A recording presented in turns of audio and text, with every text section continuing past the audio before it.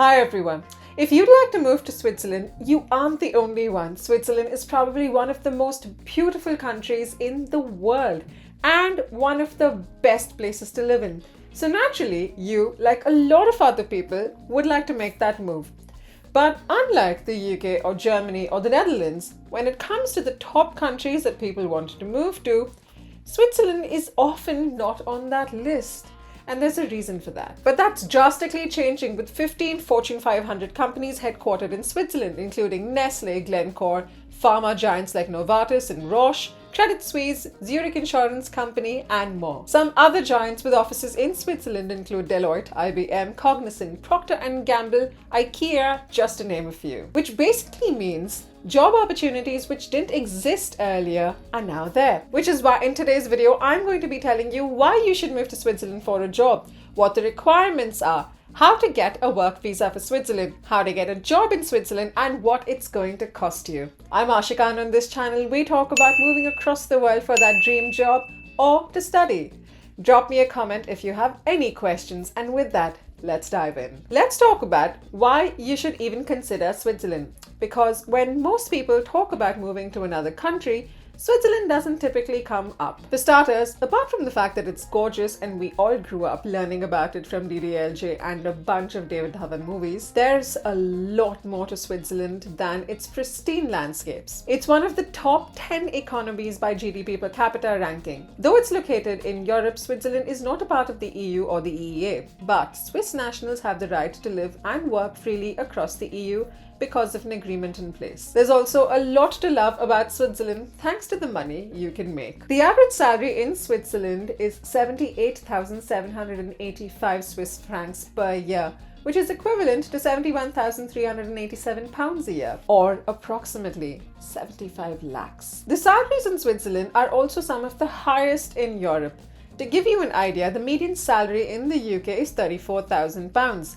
Germany is 42,000 pounds and Norway is 66,000 pounds. Luxembourg is 69,000 pounds. The average salary for a tech worker in Switzerland is 11,000 francs per month. An engineer in a mid-level role can earn an average salary of 10,700 Swiss francs per month. A salesperson working within the retail sector earns an average salary of 9,700 Swiss francs per month. Some of the highest paying roles in Switzerland are those of surgeons, who earn a whopping 264,000 Swiss francs to 776,000 Swiss francs. Judges earn about 175 to 604,000 Swiss francs. Lawyers earn from 169,000 Swiss francs to 539,000 Swiss francs. Bank managers at leading banks earn 142,000 all the way to 419,000 Swiss francs. Orthodontists earn anywhere from 118 to 407,000 Swiss francs. College professors earn from 107,000 to 370,000 Swiss francs. Pilots make from 113,000 to 332,000 Swiss francs, and marketing directors make 94,000 to 300,000 Swiss francs. And of course, then there are CEOs and CFOs. Now, in case you're wondering how much of it you'll spend in the end, because of course Switzerland is notorious for being expensive, the average cost of living in Switzerland for one person is 2,433 Swiss francs per month, or approximately 2,200 pounds. And for 4 people, it is 6,231 Swiss francs, or 5,659 pounds per month. So if you earn an average salary of 6,500, you'll end up with 4,100 Swiss francs per month as your savings.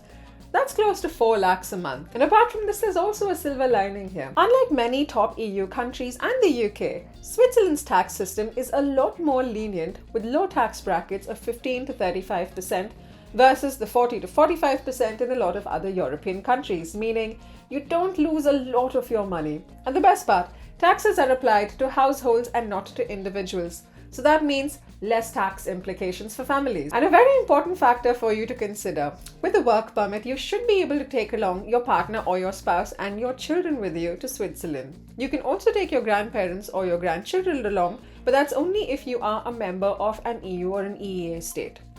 Now, don't forget to hit the subscribe button if you haven't already, because every single subscribe helps. Now, let's talk about how you know if you can even get a Swiss work visa or if you're eligible. One of the things Switzerland is very strict about is the eligibility criteria for people who can get a work permit, because their focus is to bring into the country people who can further the economic interests of the country. So citizens of EU or EEA nations have a priority when it comes to jobs in Switzerland. But if you don't belong to the EU, you get categorized as a third country national, also can apply for work permits in Switzerland. But there are some clauses. You can only work in senior management positions as specialists or as other qualified personnel. A person with a degree from a university or institution of higher education plus several years of professional experience is considered qualified. But if you don't have a degree but work in a highly specialized role, depending on the profession or specialization, people with special training and several years of professional experience are also approved. Apart from this, there should be evidence that no Swiss nationals or EU/EEA nationals could do this job. Your visa should fall under the quota allotted for visas to be issued annually, because Switzerland only allows a certain number of visas to be issued every year. Now, let's break down the process of how to land this visa, because it's a little different from what you might expect. For starters, you need a job in Switzerland that's willing to offer you sponsorship. How easily or not you find that job in Switzerland honestly depends on your profile. You will often find opportunities listed on Indeed, Glassdoor, LinkedIn, or just plain old Google, but you might also want to consider using either a Swiss recruitment agency or an international recruitment agency that focuses on Switzerland to help you increase your chances. But please remember, like I always say, don't pay any agencies that you aren't 100% sure of.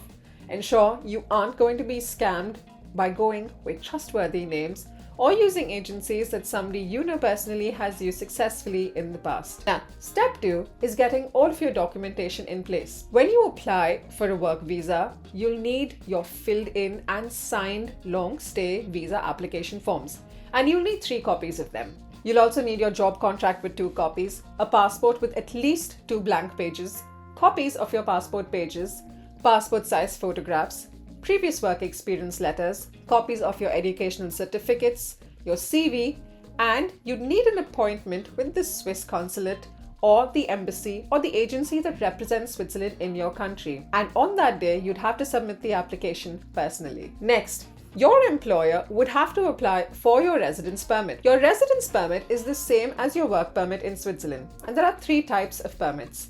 There's Permit L, which is a short-term residence permit for up to 1 year, which can be extended to 24 months at max.